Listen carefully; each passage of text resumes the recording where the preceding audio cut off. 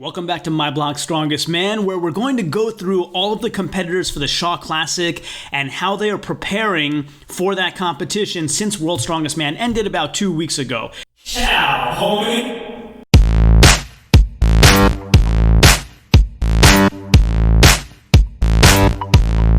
Welcome to My Blog Strongest Man, where we bring attention to the world of strongman and show you how you can mimic those activities using everyday objects all around your own property. If you haven't done so yet, consider subscribing and remember to hit that bell button for all notifications so you'll know whenever I provide all the valuable content every Monday, Wednesday, Friday, and Saturday. So without further ado, on to today's topic. So far we've talked about Jerry Pritchett and the host himself, Brian Shaw, and today I wanted to bring to you some updates from Adam Bishop. And so I checked out Adam's Instagram, and we can see, he had a bunch of lifting videos with sandbags and deadlifting and logs before the World's Strongest Man happened. And then he made this post about World's Strongest Man at its conclusion. And so basically he was saying he had a roller coaster ride from being sick on arrival to performing badly in the heats. Then he got a second chance and ends up 6th in the final. So this was a surprise to me. I didn't know he was sick on arrival, so that actually gives us a lot of information about what may have happened, and we should go back and take a look at those heats. So if you haven't yet checked out this World's Strongest Man 2020 Finally Started video that I have on my channel, check it out. It's got a lot of great analytics and information and a great technical breakdown of what I saw happen at World's Strongest Man. And so let's blow that up a bit, and we can see the Farmer's Walk.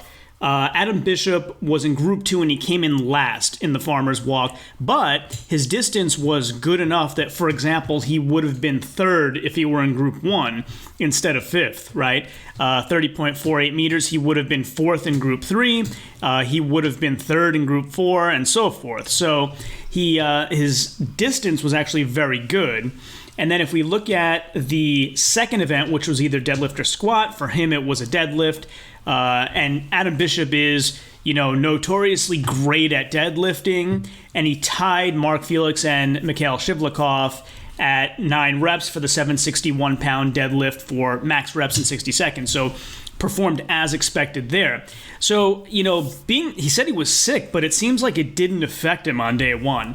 And then, if we go look at the day 2 results, and therefore kind of who made it into the finals, and again, you can take a look at this Finalist Reveal 2020 World's Strongest Man video that I put out on my channel to give you all the information of how that all went down.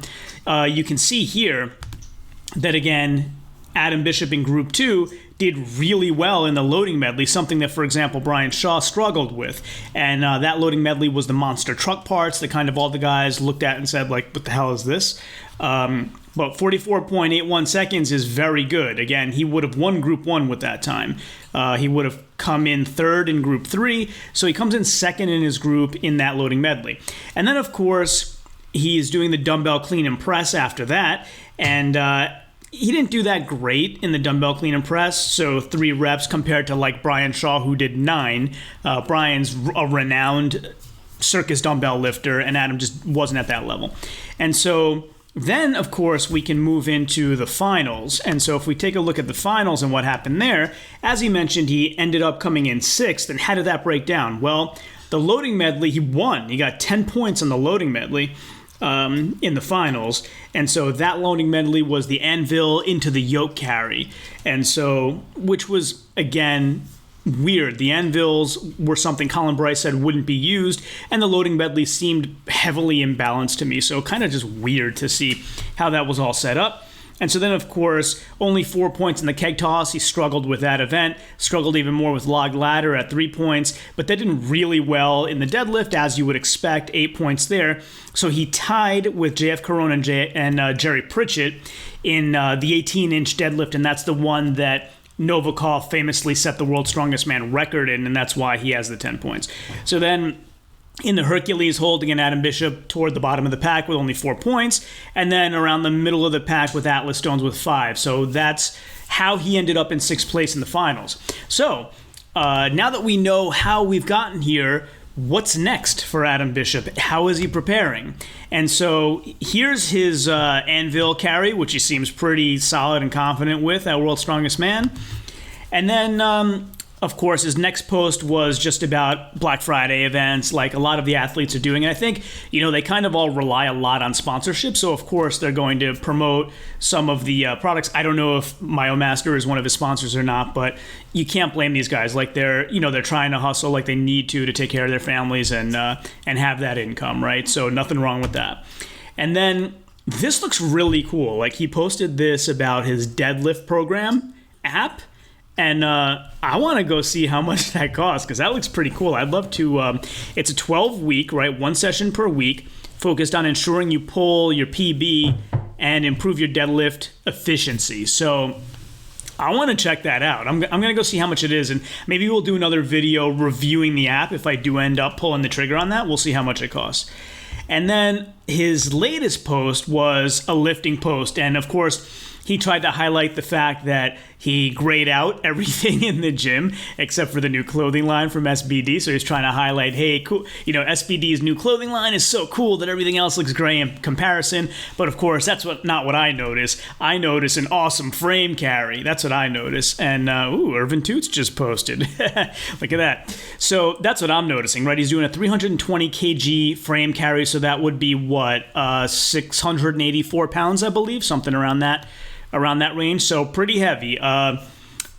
I just did a video recently like this one about preparation for the Shaw Classic for Jerry Pritchett, and he was in the 800, so that was even considerably heavier than this. But Adam Bishop's running fast with this thing. Like, it seems like he's got a lot in the tank that he could do much more than this. And this is the only update we've seen so far about his training and kind of preparation for the Shaw Classic, which I would imagine, right? He's not training for no reason, so any gains in performance he makes here would be applied to that competition. So far he's looking strong. He's looking great in the frame carry. And then what we should do now is go take a look at what the events are in the Shaw Classic once again so we can see how that applies. So the issue is there's no frame carry in the Shaw Classic. So there's a log press, a super yoke, a farmer's, which would be the most comparable to the frame carry, although farmer's is a harder because the weights are kind of dangling around. They're not in a fixed position like a frame is, and they can hit the legs and make it more difficult to carry over a given distance. So of course there's a deadlift, which he'll do great in.